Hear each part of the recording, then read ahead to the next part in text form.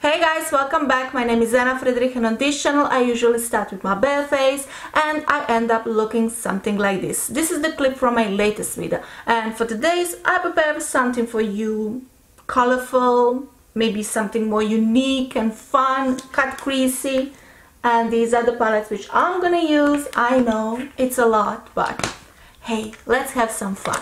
So let's start my new transformation. I'm starting to film this tutorial with foundation, and I'm gonna use full cover camouflage foundation from Revolution Pro in shade F2 and F6.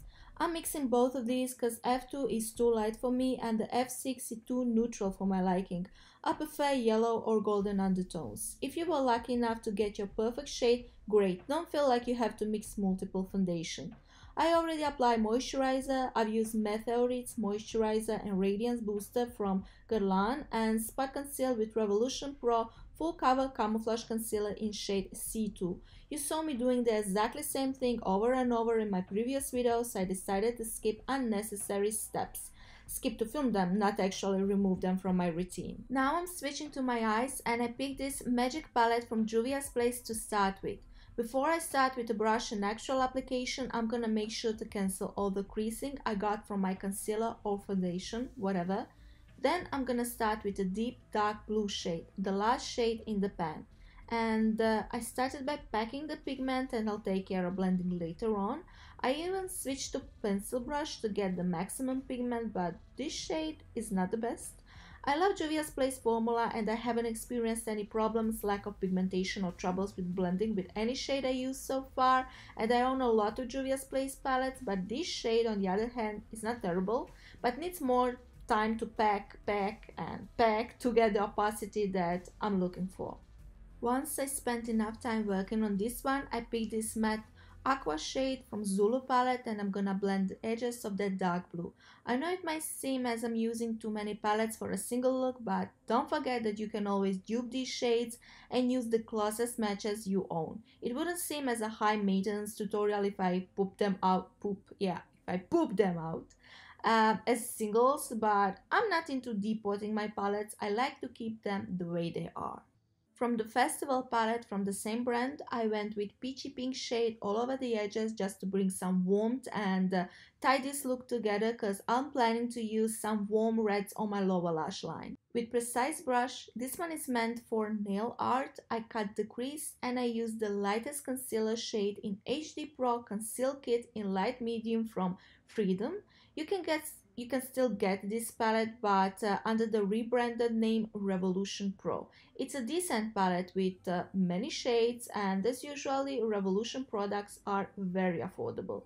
I like to take my time when I'm cutting the crease. You can do this with other products, brushes, stamps and techniques. This is just the one which works for me.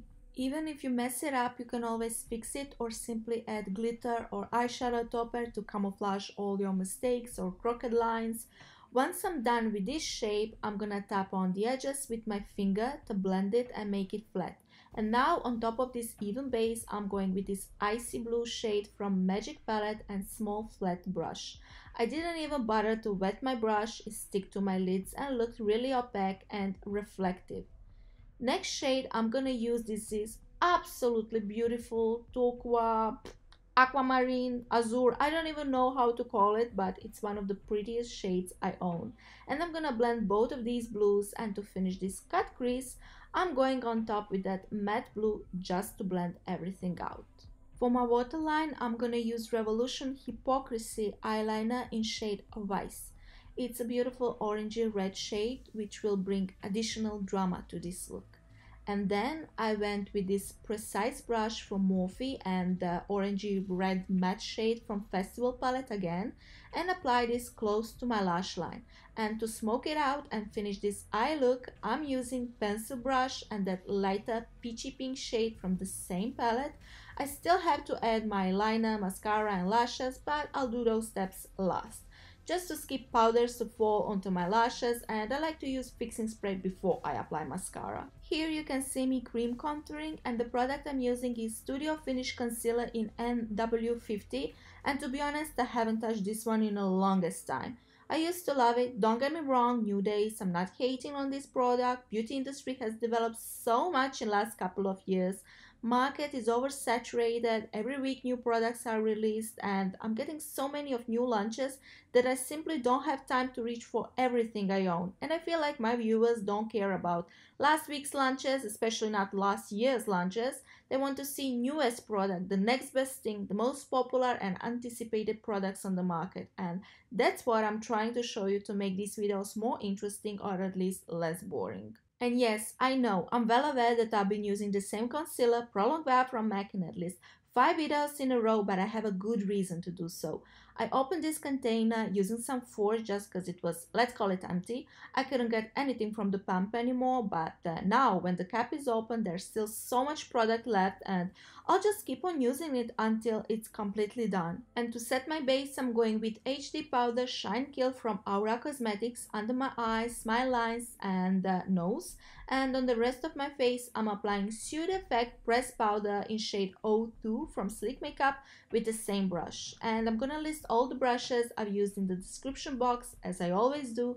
I like how my base turned out in my latest video when I did full face of drugstore and affordable makeup, so I decided to use the same powders again. And I think they perform good with a different foundation today as well. Then I went with Pro Contour Kit in medium from Freedom Makeup. Both of these shades are warm, but I like how they look, and again, it's a very affordable product. During the sales on their website, you can get them for less than £2. Brush which I'm using is slightly tapered so I can really blend it nicely but keep the precision. I want my contour to look, let's call it natural and blended, but I still want it precise with the placement, otherwise it'll just look bad and sloppy. And this is bronzer booster from Physicians Formula. It's not completely matte bronzer, it has a slight sheen, and once you get it, it has an overspray, so you might think you're purchasing like bronzer which contains gold glitter, but that's actually not a case. I think it looks nice, but I still prefer butter bronzer from this brand, and that scent is absolutely amazing. This one on the other hand doesn't have any scent, it just smells like just a regular makeup. To continue with this red thing from my eyes, I'm gonna use cream to powder blush from Sleek Makeup in shade Crimson. It's very dramatic shade, I know, but once you apply it, it's not that crazy as it seems in a pan. I'm sure it looks amazing on deeper skin tones, but I can use it only in the tiniest amount. Before I'm gonna go with the highlighter, I'm gonna use fixing spray, and this one is from I Heart Revolution Vanilla and Coconut Scented, and before it dries down completely, I'm gonna apply Glow Goals, which is a rose gold highlighter from Ofra Cosmetics. I'm placing it onto the highest points of my cheeks, little bit on my temples, forehead, chin, bridge of my nose, tip, under my brow and the inner corner of my eye, basically everywhere. This highlighter used to be my favorite, but lately Diamond Glow Powder in shade Illuminati from Artist Couture took over. I still think it's a beautiful shade, but nowadays I'm reaching more for gold highlighters. Anyway, I'm almost done with this look. I know it's colorful, dramatic, and maybe unusual for me because I'm posting more of a grungy and smoky styles, but I'm not a stranger to the cut creases neither. And if you're interested to see more of these looks, let me know and I'll be happy to film them.